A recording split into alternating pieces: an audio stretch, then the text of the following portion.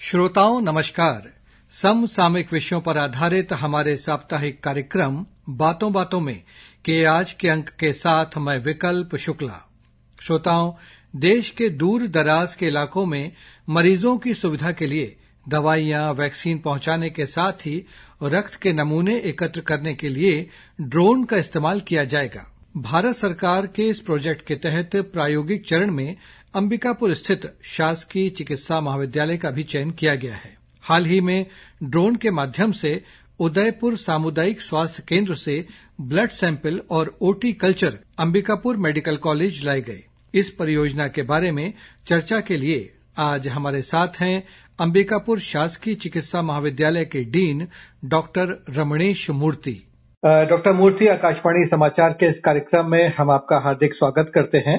सबसे पहले हम आपको बधाई देना चाहेंगे। अभी एक अभिनव प्रयोग आपके जो गवर्नमेंट मेडिकल कॉलेज है उसके लिए किया है और आप उसके हेड हैं, इस नाते हम आपको इसके लिए बधाई देना चाहते हैं। सर, हम सबसे पहले ये जानना चाहते हैं कि जो अंबिकापुर शासकीय चिकित्सा महाविद्यालय है, इसने ड्रोन के माध्यम से ब्लड सैंपल और ओटी कल्चर को एक स्थान से दूसरे स्थान ले जाने का जो एक अभिनव प्रयोग हाल ही में किया है, इसके बारे में थोड़ा सा विस्तार से हमारे आकाशवाणी के श्रोताओं को आप जानकारी दीजिए। निश्चित रूप से यह एक अभिनव प्रयोग है और छत्तीसगढ़ में जो आज 13 चिकित्सा महाविद्यालय संचालित हैं, उनमें अंबिकापुर महाविद्यालय को यह जिम्मेदारी मिली है। इसका हम सबको हर्ष भी है और गर्व भी। प्रोग्राम के बारे में बताऊं, माननीय प्रधानमंत्री नरेंद्र मोदी जी एवं केंद्रीय स्वास्थ्य मंत्री मनसुख मांडविया जी ने का यह एक सपना सा है कि दूरस्थ जो दुर्गम या अगम्य क्षेत्र हैं, या कभी हड़ताल जाम होने की स्थिति में या कोई प्राकृतिक आपदा या विपदा की स्थिति में या सैंपल कोविड जैसी महामारी की स्थिति में अगर सैंपल का एक स्थान से दूसरे स्थान तक परिवहन न होने की स्थिति में कैसे महत्वपूर्ण जांच और सैंपल को हम जैसे कठिन वाले दुर्गम क्षेत्रों में हम कर सकते हैं, उस हेतु जो आज 650 मेडिकल कॉलेज संचालित हैं, उसमें से 25 कॉलेजों में यह पायलट प्रोजेक्ट के तौर पर प्रारंभ किया गया है। और छत्तीसगढ़ से जो राज्य द्वारा संचालित महाविद्यालय चिकित्सा महाविद्यालय है, उसमें हमारा अंबिकापुर शासकीय चिकित्सा महाविद्यालय भी सम्मिलित है और इस प्रकार हम इसके एक भाग होकर हम गर्व का अनुभूति कर रहे हैं। अच्छा, ये जो 19 फरवरी को ये प्रयोग हुआ, तो इसके बारे में डिटेल से बताइए कि आपके कॉलेज से जो ड्रोन भेजा गया वो कहाँ भेजा गया, किस सामुदायिक स्वास्थ्य केंद्र भेजा गया और वहां से फिर कलेक्ट करके वो किस तरह से लाया गया, क्योंकि छत्तीसगढ़ में ये पहली बार ये प्रयोग हुआ है। तो हमारे जो श्रोता हैं, छत्तीसगढ़ के जो लोग हैं, वो इसके बारे में जानने के लिए काफी उत्सुक हैं। निश्चित रूप से ये ऐसा हुआ कि जब हमें यह सूचना मिली कि हमारे कॉलेज को इस हेतु चिन्हांकित और चयनित कर लिया गया है, तो हमने फिर जो ड्रोन फेडरेशन ऑफ इंडिया है उसके वेंडरों से बात की और परचेज कमेटी जो क्रय समिति के माध्यम से जो ड्रोन फेडरेशन ऑफ इंडिया में अधिकृत एजेंसियां हैं उनसे संपर्क करने के बाद भारतीय विमानपत्तन जो प्राधिकरण है उसके रायपुर, दरिमा, अंबिकापुर और कोलकाता जो जोनल है उनसे संपर्क किया गया और जिला एवं स्थानीय पुलिस एवं जो प्रशासन है, जिला प्रशासन एवं पुलिस प्रशासन, उनसे अनुमति प्राप्त करके इस कार्यक्रम को आगे बढ़ाया गया और 4 वेंडर इसमें योग्य पाए गए हैं। 19 तारीख को बारी बारी से उन्हें अपने प्रदर्शन का, अपने डेमोन्स्ट्रेशन करने का अवसर प्रदान करना है टेंडर की शर्तों के अनुरूप। तो पहला टेंडर रेड विंग बेंगलोर से आए हैं। वो करीब 20 किलो वजनी आयरन फ्रेम में थर्माकोल का बना हुआ एक ड्रोन था और जिसमें एक सामान रखने की 1 किलो वजन क्षमता, परिवहन की उसकी क्षमता थी। स्वयं वो अपने आप में 20 किलो वजन का था। तो उसमें हमने सैंपल रखे और हमें जो कोलकाता रेंज में 400 फीट ऊंचाई तक जाने की अनुमति मिली थी। इसमें फ्रीक्वेंसी मैचिंग बहुत इंपॉर्टेंट होता है कि उसमें कोई एयर ट्रैफिक तो नहीं हो रहा है, कोई हेलीकॉप्टर तो नहीं हो रही है, उस हिसाब से। तो 400 फीट ऊंचाई तक ये गया और वहां से 40 किलोमीटर दूर जो हमारा सीएससी है, जैसे जिसका चिन्हांकन भी भारत सरकार के द्वारा किया गया है परीक्षण के तौर पर, प्रयोग के तौर पर, तो वहां पर भी हमारे लोग थे। और इसके पूर्व ये बता दूं कि इस कार्यक्रम को प्रारंभ करने के पूर्व 2 ड्रोन दीदियों को एक नया टर्म कॉइन किया गया है, ड्रोन दीदी, जो सेल्फ हेल्प ग्रुप की युवतियां होती हैं, उनको दिल्ली भेजकर हमने इसमें प्रशिक्षण दिया। हमने मतलब भारत सरकार के द्वारा उन्हें निःशुल्क प्रशिक्षण दिया गया है ताकि वो इन चीजों की बारीकियों को समझ सकें। और उसके आने के बाद फिर इस प्रोग्राम में एक जो दीदी है वो हमारे मेडिकल कॉलेज कैंपस में रहेंगी और एक दीदी 40 किलोमीटर दूर उदयपुर कैंपस में रहेंगी। और यहाँ से फिर उसे 40 फिर हमने उसके जो पेलोड होता है जिसमें सामान को या सैंपल को हम रखते हैं, उसमें रख कर 40 फीट ऊंचा उठा और करतल ध्वनि के बीच फिर वो अपने गंतव्य की ओर चला गया। और लगभग 22 से 23 मिनट के बाद जो 40 मिनट की एरियल डिस्टेंस है, एक्चुअली रूट से वास्तविक डिस्टेंस 45 से 46 किलोमीटर है, जो आमतौर पे 50 से 55 मिनट में पूरी की जाती है। ड्रोन द्वारा यह दूरी, एरियल किलोमीटर की दूरी 22 से 23 मिनट में पूरी की गई। हवा की वेलोसिटी और तीव्रता उस पर भी डिपेंड करता है, किसी दिन थोड़ा जल्दी, किसी दिन थोड़ा देरी विलंबी इसमें हो सकता है, ऐसा उनके द्वारा बताया गया है, एजेंसी के द्वारा। जी सर, ये परियोजना है, ये जो पूरा पायलट प्रोजेक्ट है, ये use of drone technology in health service delivery के तहत किया जा रहा है, जो भारत सरकार की परियोजना है। तो अभी आपने इसमें शुरुआत में तो बताई, लेकिन हम ये चाहते, क्योंकि आपको मेडिकल फील्ड में काफी एक लंबा अनुभव है, तो किस तरह से ये मददगार साबित हो सकती है दुर्गम क्षेत्र में लोगों के लिए, जो हेल्थ सर्विस वहां तक पहुंचाने के लिए? देखिए, हमारे यहाँ आमतौर पे अभी बीच में हमने देखा कि ट्रकों के हड़ताल हो गए, तो उससे चक्के जाम हो गए। जो जीवन की अत्यावश्यक वस्तुओं की सामग्री, उसका परिवहन रुक गया। मान लीजिए कोई एक्सीडेंट हो गया, कोई ट्रक आड़ा पलट गया, तो हमारे यहाँ परिवहन रुक जाता है। या कोई लॉकडाउन जैसी स्थिति, चूंकि अब हम कोविड से भुगत चुके हैं, तो उसको भी हमारे जेहन में रखना होता है। और इस प्रकार, या कोई तूफान या ऐसी कोई स्थिति जिसमें परिवहन संभव नहीं हो पा रहा है, या कोई रोड ब्लॉक हो गया है, ऐसी किसी भी परिस्थिति में, या दुर्गम्य क्षेत्र ही है, पहाड़ी इलाका है, भी तो हमने सैंपल भेजा। इसके माध्यम से हम दवाई, किट, वैक्सीन, मतलब कई ऐसी चीजें हैं मेडिकल विधा की और चिकित्सा की, जो दुर्गम्य क्षेत्रों में आवश्यकता पड़ सकती है। वैक्सीन ही हो सकता है किसी बच्चे के लिए, दवाई हो सकता है, महत्वपूर्ण इंजेक्शन हो सकता है। तो यह तैयारी तो होनी चाहिए, और उस तैयारी स्वरूप में और अपने आप को उसे तो तैयार रखने के उद्देश्य से ही यह महत्वाकांक्षी और अनुपम परियोजना प्रारंभ की गई है। जी, एक चीज और इसमें हम जानना चाहते हैं, क्योंकि ये जो चाहे वो ब्लड सैंपल हो या दूसरी तरह के हॉर्टिकल्चर हो, आप तो इसके विशेषज्ञ हैं, इसमें ये भी रहता है कि एक पर्टिकुलर समय अवधि में उसका पहुंचना जरूरी होता है, बहुत एहतियात के साथ उसका पहुंचना जरूरी होता है, क्योंकि उसमें किसी किस्म का या तो देरी भी नहीं होना चाहिए, या उसके रखरखाव या उसके परिवहन में भी जो है एक समुचित सावधानी बरतना जरूरी होता है। तो ये किस तरह से किया जाता है जब हम ड्रोन का इस्तेमाल करते हैं? तो आपने बहुत ही सामयिक और बहुत ही महत्वपूर्ण उसका पहलू उठाया कि सैंपल ब्लड निकालने के बाद उसका परिवहन एक निश्चित सीमा के अंदर होना जरूरी, नहीं तो ब्लड सैंपल हिमोलाइज हो जाएगा, क्लॉट हो जाएगा, या कोई सैंपल है वो ड्राई हो जाएगा।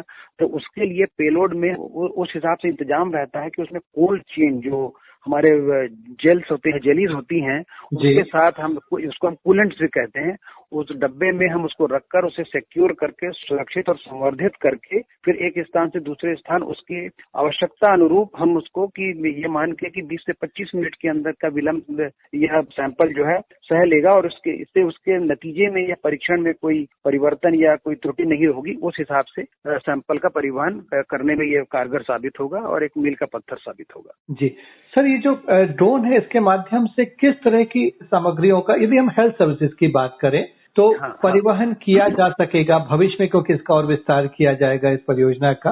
तो मैं ये जानना चाहता हूँ, किस तरह की, जैसे अभी आपने ब्लड सैंपल का, हॉर्टिकल्चर का तो किया, भविष्य में किस तरह की सामग्रियों का परिवहन इससे किया जा सकता है? और इसी से जुड़ा सवाल है कि कितना वजन उठाने में ये सक्षम होगा? अभी तो जो प्रायोगिक तौर पे किए हैं वो 20 किलो वजन का स्वयं ड्रोन था, और इससे 1 किलो तक का सैंपल ले जाने की इसमें मतलब इसकी क्षमता है। लेकिन जो वेंडर है उसके अनुसार यह 100 किलोमीटर की दूरी तक जो बड़ा ड्रोन होता है वो बैटरी पे उसकी क्षमता निर्भर होती है, और 3 से 4 किलो तक भी यह वजन उठा पाने में सक्षम होगा अपने भारवाहक क्षमता के अनुसार। तो किन किन सामग्रियों का परिवहन आपने पूछा, इसमें टैबलेट हो सकते हैं, इंजेक्शन हो सकते हैं, वैक्सीन हो सकती हैं, या कभी जरूरत पड़े तो ग्रीन कॉरिडोर हो तो अंगों का ट्रांसपोर्ट भी उसमें उस हिसाब से दायरे में लाया जा सकता है। तो इसका बहुत ही मल्टीपल और बहुआयामी उपयोग होगा। जैसे जैसे यह प्रयोग सफल होगा, इसे चिकित्सा विधा के क्षेत्र के अन्य क्षेत्रों के परिवहन आवागमन हेतु भी उपयोग में लाया जा सकेगा। जी डॉक्टर मूर्ति, एक सवाल और यह भी है कि अभी तो जैसे अभी आपने ये जस्ट एक पायलट परियोजना है, मतलब अभी आपने एक प्रयोग किया है, इसका नियमित रूप से कब इस्तेमाल शुरू होगा? मतलब ये जो सेवा है, ये पूरी बहुत अच्छी सेवा है, भारत सरकार की एक बहुत अच्छी पहल है, इसका नियमित रूप से कब इस्तेमाल शुरू करेंगे? अभी हम चारों जो वेंडर हमारे योग्य हैं उन चारों से परीक्षण उड़ान करवाएंगे। उसके बाद जो भी हमारे टेंडर शर्तों के अनुरूप उपयुक्त पाया जाएगा उसे कार्यादेश जारी किया जाएगा और उसके बाद वहां से 3 महीने का यह पायलट प्रोजेक्ट होगा। उसके बाद इस पूरे परियोजना की और हमारे अनुभव की समीक्षा की जाएगी, उड़ान संबंधी या कोई तकनीकी दिक्कत, उस हिसाब से समीक्षा करके उसकी उपयोगिता अनुपयोगिता कितना खर्चा आएगा, इस प्रकार एक समीक्षा लेके भारत सरकार के द्वारा फिर इसका विस्तारीकरण अथवा वृहदीकरण किया जाएगा। एक सवाल सर और है कि अभी ये जो सैंपल का परिवहन किया गया, ये जैसी मेरी जानकारी है उदयपुर सामुदायिक स्वास्थ्य केंद्र से किया गया और अंबिकापुर लाया गया, आपके महाविद्यालय जो चिकित्सा महाविद्यालय है वहां तक इसे लाया गया है। तो इसमें अभी आगे भविष्य में जब जैसा आपने कहा कि सारे जब परीक्षण खरे उतर जाएंगे ये और फिर जब नियमित रूप से इसको शुरू किया जाएगा तो फिर कितने जो सामुदायिक स्वास्थ्य केंद्र है इनको इसके दायरे में लाया जाएगा, क्योंकि जो ड्रोन होता है उसकी भी अपनी एक रेंज होती है, तो उसके हिसाब से कितनी रेंज में ये कर पाएगा, ये मतलब कितने दूर तक ये सुविधा पहुंच पाएगी, ये मैं जानना चाहता हूं। और कितने सामुदायिक स्वास्थ्य केंद्र इसके दायरे में आ पाएंगे यदि हम अंबिकापुर मेडिकल कॉलेज की बात करें तो? अभी तात्कालिक रूप से इसका सही आकलन नहीं किया जा सकता कि कितने सामुदायिक केंद्रों का उपयोग होगा, लेकिन उनके गंतव्य, उनकी जो कनेक्टिविटी है उसके हिसाब से दुर्गम्यता या उसके वहां पहुंचने में कठिनाई को देखते हुए सरकार के द्वारा यह निर्णय लिया जाएगा कि किन क्षेत्रों में इसका विस्तारीकरण उपयोग भी होगा। तो जरूरत, आवश्यकता एवं उसकी बहु उपयोगिता को समस्त चीजों को ध्यान में रखते हुए जब ये समीक्षा होगी 3 महीने के बाद, तब निश्चित रूप से इसका विस्तारीकरण करके इसे जन सामान्य के लिए लाभकारी बनाने के प्रयास किए जाएंगे। जी डॉक्टर मूर्ति, अभी तो आपने बात की कि हेल्थ सर्विसेज जो है वो उसमें हम किस तरह से लोगों को पहुंचा पाएंगे, हमने टेक्नोलॉजी की बात करी। तब हम आते हैं इसमें मानव संसाधन पर, क्योंकि जब भी हम कोई नई टेक्नोलॉजी का इस्तेमाल करते हैं तो उसमें कुशल और दक्ष मानव संसाधन की भी जरूरत होती है। और आपने हमारे श्रोताओं को बताया कि ड्रोन दीदियों को अब इसमें जो है वो नियुक्त किया जाएगा, उनको इसमें लगाया जाएगा, डिप्लॉय किया जाएगा। तो जो ड्रोन दीदियां हैं वो उनका चयन कैसे होता है, वो उनकी योग्यता क्या होगी, वो कौन महिलाएं इसके लिए पात्र होंगी, इसके बारे में बताएं। भारत सरकार द्वारा जारी गाइडलाइन के अनुसार ड्रोन दीदियां मतलब स्व सहायता समूह की युवतियां ही हो सकती हैं, पुरुष यह कार्य नहीं कर पाएंगे। तो यह महिला सशक्तिकरण की ओर भी एक कदम है कि उन्हें तकनीकी रूप से का कौशल और दक्षता बढ़ाई जाए। और इनको जनवरी माह में 11 दिन का प्रशिक्षण पहले भारत सरकार के मानव संसाधन का कौशल विकास विभाग द्वारा दिल्ली में और नोएडा में उन्हें प्रशिक्षण दिया गया। उनका बहुत ही क्लिष्ट प्रशिक्षण देके उनकी फिर मूल्यांकन की गई और मुझे खुशी है कि दूरस्थ अंचल की छात्राओं ने भी, इन युवतियों ने भी बहुत अच्छा करके मूल्यांकन में प्रावीण्यता उत्पन्न की और वे अब अपने अपने काम के लिए यहाँ आ गई हैं। और इसमें बहुत सारे एम्स, बहुत सारे जो 25 कॉलेज हैं सबके लोगों थे कि सभी को 1 या 2 अटेम्प्ट अतिरिक्त लगे, लेकिन हमारी इन युवतियों ने बहुत ही बेहतरीन शिक्षण प्राप्त करके प्रावीण्यता प्राप्त की है और ये उन्हें ही करना है।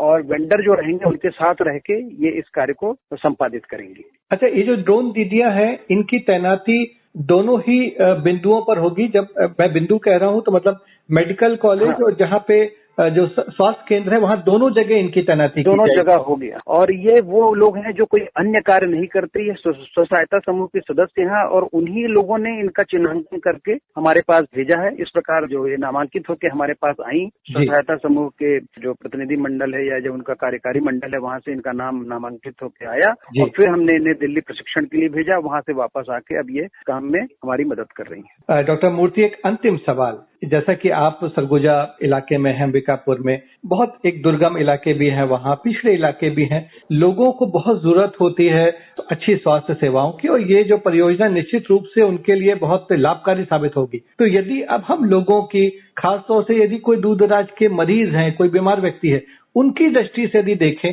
तो ये परियोजना उनके लिए कितनी लाभदायक साबित होने जा रही है? यह परियोजना अत्यंत लाभकारी साबित होगी क्योंकि कोई वैक्सीन या कोई एंटी-डी वैक्सीन या ब्लड मिक्सिंग की या कोई ऐसी दवाई जो जैसे आप समझ लीजिए हार्ट अटैक की, इस प्रकार की दवाइयां जो सीएससी पीएससी में आमतौर पर नहीं रहती, कोई एक्सीडेंट केस है या तो सर्पदंश का केस है जिसमें एंटी स्नेक वेनम है, इसका प्रयोग तो बहुआयामी है। वो तो अपने सोच को विस्तार करके ही हम इसके उपयोग को व्यक्त कर सकते हैं, लेकिन जैसा मैं देखता हूं अगर इसे पूरी निष्ठा और शिद्दत से लागू किया जाए तो ये बहुत ही बहुआयामी और बहुउपयोगी कार्यक्रम सिद्ध होने वाला है। डॉक्टर मूर्ति, आपने बहुत विस्तार से और सारे ही पहलुओं पर हमें जानकारी दी है और निश्चित रूप से हमारे श्रोता अब इस पूरी परियोजना के बारे में जान गए होंगे कि कितनी अच्छी परियोजना है और कितने भविष्य में यह फायदेमंद साबित हो सकती है।